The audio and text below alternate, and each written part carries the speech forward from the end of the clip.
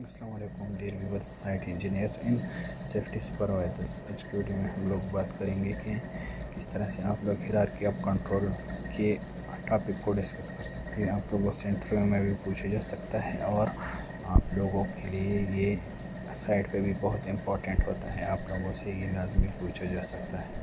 تو سب سے پہلے آپ لوگوں نے کیا کرنا ہے، ہیرارکی آف کنٹرول یہ کچھ سٹیپس پہ مشتمل ہوتا ہے۔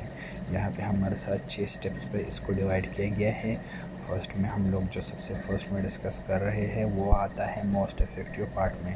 آپ لوگ یہاں اوپر دیکھ سکتے ہیں موسٹ افیکٹو، نیچے آتے ہیں تو یہ لاسٹ لیسٹ افیکٹو، مطلب یہ ہمارے ساتھ لیسٹ افیکٹو ہوتے ہیں، اتنا اثر اس کا نہیں ہوتا ہے۔ لیکن ہمیں اگر اوپر والے سٹیپس نہیں لے سکتے سائٹ پہ تو ہم پھر نیچے والے سٹیپس لیتے ہیں، ہم ایک ایک دیکھ لیتے ہیں۔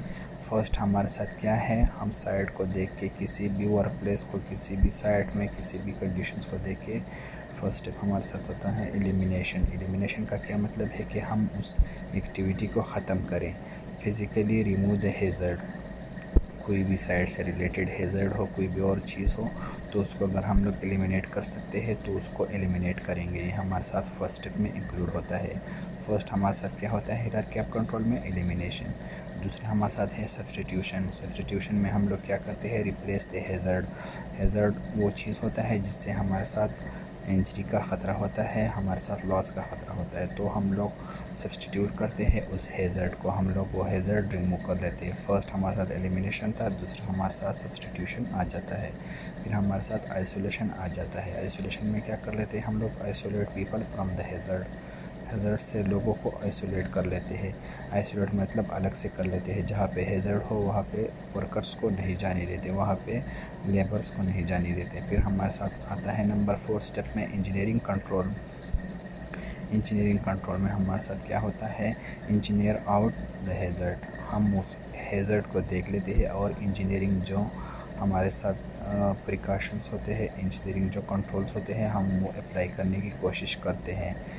5th سٹیپ میں ہمارے ساتھ آتا ہے administrative control, change the way people work. اب ہم اس ایکٹیویٹی کو دیکھ کے ایڈمنسٹریٹیو کنٹرول کس طرح سے ہوتے ہیں، 5th نمبر سٹیپ میں ہم کیا کر لیتے ہیں، اگر انجینئرنگ کنٹرول بھی نہ ہو تو ہم اس لوگوں کے کام کرنے کے طریقے کو چینج کر لیتے ہیں، تو وہ ہمارے ساتھ کیا آتا ہے، ایڈمنسٹریٹیو کنٹرولز میں آ جاتا ہے۔